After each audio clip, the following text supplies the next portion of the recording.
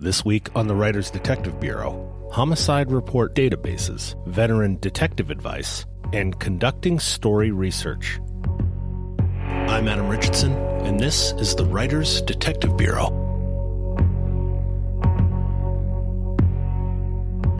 Welcome to episode number 20 of the Writers Detective Bureau, the podcast dedicated to helping authors and screenwriters write professional quality, crime-related fiction.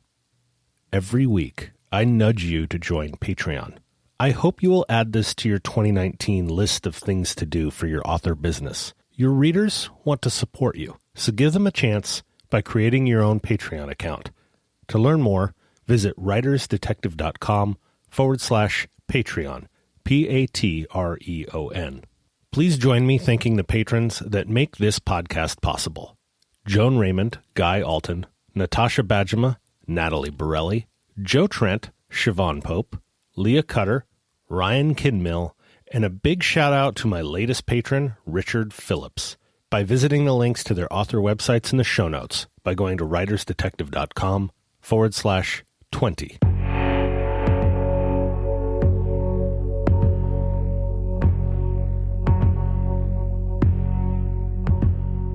This week's first question comes from Ann Howes. You can find Ann at facebook.com/author Ann Howes, ANNHOWES. Ann asks, do all homicide detectives or policemen, policewomen have access to a master database where they can see the details of any case in the system, active or inactive, that they may be interested in? Or is that case locked and the details available only to the individual who is investigating it? Thanks in advance, Ann. Ann, where I work, the reports are part of the main record management system, which is often abbreviated as RMS for short, and the homicide cases themselves will be locked down for only the investigative team. Now, it may be all of the detectives that work in the Bureau, but that way it prevents other people from learning or keeping tabs on what's going on.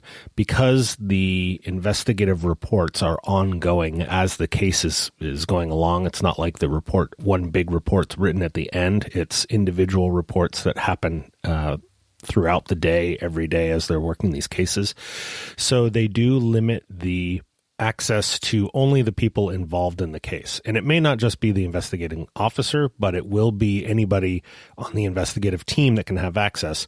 But this prevents people that have access to the system, but not necessarily a need to know about the case, from being able to gain access. So if a secretary working in another division is just being curious because this is a high-profile case, or somebody they know is part of the case, it prevents those people from being able to gain access to the investigative reports. That said, that records management system will house all sorts of different reports. So for the most part, anybody that's been given access to it will be able to look up pretty much any kind of report, with the exception of sensitive ones that have been deemed confidential. So those could be the homicide cases and sexual assault cases. And I've alluded in prior episodes to various different databases that we will have access to. Unlike television, we don't have one big giant database that just magically works. We may have access to a dozen different databases or more that are each individual databases of info that are specific. So accessing the photos of driver's licenses through the state motor vehicle office is going to be a different database than running a criminal history or checking for gun ownership. So some of those are databases that we can access online. Some of them will be text-based databases that we access through the NLETS system, the National Law Enforcement Telecommunications System. But the individual reports that you're talking about will definitely be housed in-house. And there are some newer types of records management systems specific to major cases, like homicide cases, where you have a lot of moving parts to the investigation. So it may be that the agency you're writing about has a major case tracking system that is separate from the regular records management system of the department. So You can do a little bit of research, or you could just leave this up to your own creative license as to how you want to write this. The thing about law enforcement that you will see over and over again in real life that is not reflected in pop culture is that things like computer databases are very clunky and very expensive. And a lot of the records that we have may date back to DOS-based systems on an IBM where it's all text-based. And so the databases that we have are kind of piecemealed together often. And so we will not have, for the most part, the slick looking, everything comes up with pictures and all of that kind of stuff. It's going to be quite the rudimentary management system when it comes to the records. As for inactive cases, for the most part, once something has been locked down for confidentiality reasons, it pretty much stays that way. And then if somebody needs to get access to it, it would need to be a supervisor in the detective division or one of the investigators that is still allowed to have access to that report.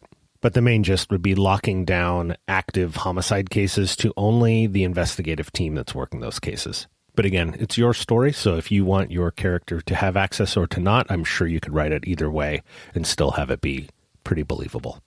Thanks for your question, Anne. And again, you can find Anne on Facebook by going to facebook.com/author Anne Howes.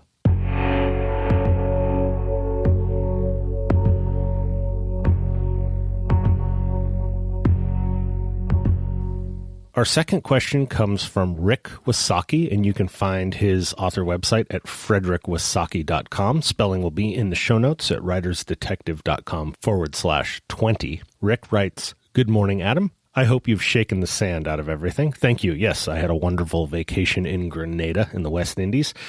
So Rick goes on to say, quick question for you. If you'd been assigned a rookie detective as a partner in your final years on the force, what would have been the most important thing or things you would have told them the first week on the job? Well, I think there's a key thing to understand is that a rookie detective does not mean that they are a rookie officer. It's rare when you have a completely wet behind the ears investigator, unless, of course, we're talking about a federal agency because they start out as an investigator from the very beginning. But when we're talking about a regular, local police department or a sheriff's department where you have actual detectives and patrol cops that are coming into the detective bureau, they're going to have a little bit of experience as it is. So a lot of the initial advice that pops into my head, which I'll share with you, but would probably not be applicable to a rookie detective since they would probably know these things already. So advice I would give rookie patrol officers, like straight out of the police academy, would be the same advice I got when I was new from a mentor, which was stop doing this job when it's no longer fun. Because when it's no longer fun, that's when you or somebody else is going to get hurt. That was the very first piece of advice I received. From an officer's safety standpoint, I have a few. One is always watch their hands. Their hands are what are going to kill you. The +1 rule. So if you haven't found a gun, keep looking for it because you're going to find it. When you do find that gun or that knife or whatever, +1. There's always one more. Look for the next one. Whether it's bad guys, a robbery that's going down where you see the bad guy, +1. Where's his partner? Always be looking for the next thing. Never assume that you know the full situation. So +1 rule. That's another one. And of course, the old classic, treat everyone you meet with kindness and respect, but always have a plan on how to kill them. Sounds pretty gruesome, but it is absolutely true. And if you don't go through that what if game, it could end up meaning your life. Now, for getting to Rick's question about advice to a rookie detective, learn how to spot somebody telling the truth. We get lied to all the time, all day, every day, especially as cops. So we get pretty good at having that BS meter and knowing when we aren't getting the truth. And a lot of times it's not an outright lie, but it would be kind of stepping around the truth or trying to minimize their involvement or kind of omit something about the truth, not being as forthright with the truth.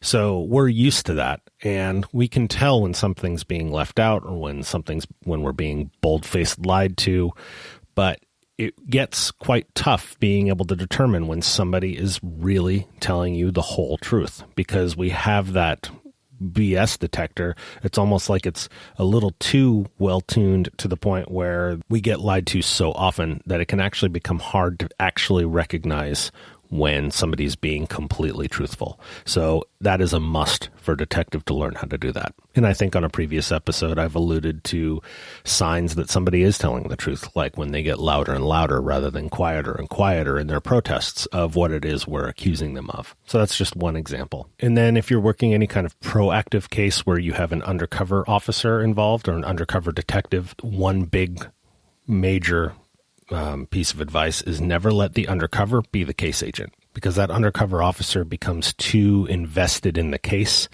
They shouldn't be the coach, and they shouldn't be the quarterback. They should be the receiver. They're the ones, to use a football analogy, they should be out running the plays that are being called for them. So the reason this is important is because you can get too wrapped up emotionally and too wrapped up into believing your own capabilities to the point where you think that you have a complete handle on everything, where in reality, the case agent needs to have stepped back and maintained that larger field of view to prevent dangerous things from happening. So the person that's actually investigating the case or running that case needs to have enough distance from the case to be able to identify the red flags that could end up getting somebody killed.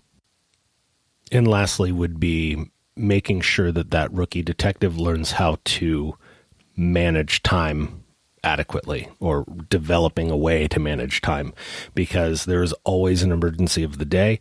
There's always an immediate need for you to be doing something else that's going to take you away from the caseload, whether that's something new that pops up that just gets assigned to you, or it could be helping another partner on their caseload. Most agencies that don't have these big homicide bureaus, everyone has their own caseload. And then your partner has their own caseload. So you're helping one another as best you can. But if you're going to be helping your partner all the time, or your partner's always going to be helping you, somebody, if they aren't managing their time and their caseload correctly, somebody's going to end up putting in more work for the partner rather than on their own. So making sure they're managing their cases, scheduling their interviews, not falling into the email trap. Those are really key management things that really come into play. And then lastly, it would be just to remind the rookie detective that, managers are not necessarily leaders. You manage work, but you lead people. And even if you're the rookie detective, you are still a leader. Thank you for the question, Rick. You can find Rick at frederikwasaki.com. And I hope you guys find those little pearls of wisdom useful.